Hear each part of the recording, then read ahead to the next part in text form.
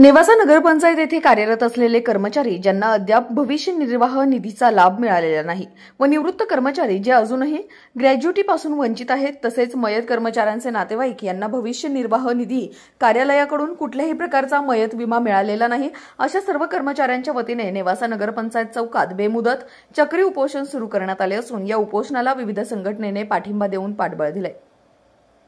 या उपोषण आंदोलनाचे नेतृत्व भारतीय मजदूर संघाच्या वतीने डॉक्टर करणसिंह घुले, ठेकेदार डेव्हिड साळवे व प्लंबर कृष्णा डहाळे हे करत आहेत। नगरपंचायतचे मुख्याधिकारी यांना दिलेल्या निवेदनात म्हटले आहे की नेवासा शहरात 2016 साली ग्रामपंचायतचे रूपांतर नगरपंचायतमध्ये झाले। ग्रामपंचायतकालीन कर्मचारी नगरपंचायतमध्ये काम करू लागले। ग्रामपंचायत काळापासून कर्मचाऱ्यांचा भविष्य निर्वाह निधी हा त्यांच्या खात्यामध्ये भरला जात नव्हता। तीच परिस्थिती बरेच वेळा पाठपुरावा करूनही तशीच आहे। सद्यस्थितीतही कर्मचाऱ्यांचे भविष्य निर्वाह निधीचे खाते अपूर्ण स्वरूपात आहे। याबाबत भविष्य निर्वाह निधीमध्ये कर्मचाऱ्यांची रक्कम अदा होण्याबाबत तातडीने कार्यवाही व्हावी असे निवेदनात स्पष्ट केले। तरी अन्यायग्रस्त निवृत्त व कार्यरत असलेल्या कर्मचाऱ्यांच्या मागण्या मान्य न केल्यास बेमुदत चक्री उपोषणासह घंटानाद आंदोलनही करण्यात येईल असा इशारा देण्यात आलाय। चक्री उपोषण आंदोलनाच्या पहिल्या दिवशी डॉक्टर करणसिंह घुले यांच्या समवेत माजी उपनगराध्यक्ष नंदकुमार पाटील, इंजिनियर सुनीलराव वाघ, माजी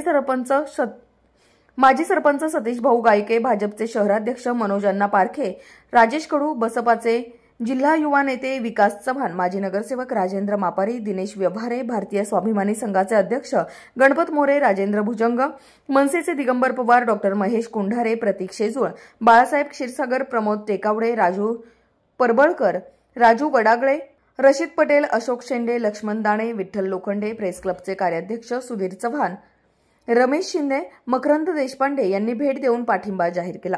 राष्ट्र सह्याद्री न्यूजसाठी प्रतिनिधी सुधीर चव्हाण, नेवासा। हक्काचं घर, हक्काचं घर, कामगार संघटनेचा, कामगार संघटनेचा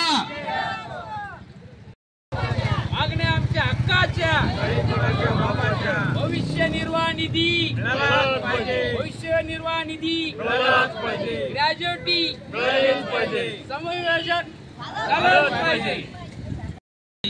आज यांच्या उपोषणाला अनेक राजकीय संघटना, अनेक वेगळे विचारमंच या सर्वांनी पाठिंबा दिलेला आहे।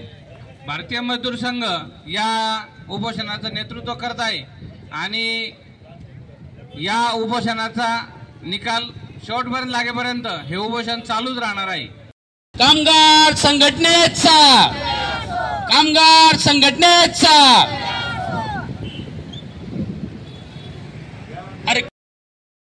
मी या उपोषणाला भक्कमपणे पाठिंबा देत आहे व प्रशासनाने यांची दखल घेऊन लवकरात लवकर यांना न्याय मिळवून द्यावा अशी मागणी या निमित्ताने मी करीत आहे। अशाच ताज्या आणि महत्त्वपूर्ण घडामोडींसाठी पाहत रहा राष्ट्र सह्याद्री न्यूज। राष्ट्र सह्याद्री न्यूजला लाईक करा, शेअर करा आणि सबस्क्राईब करा।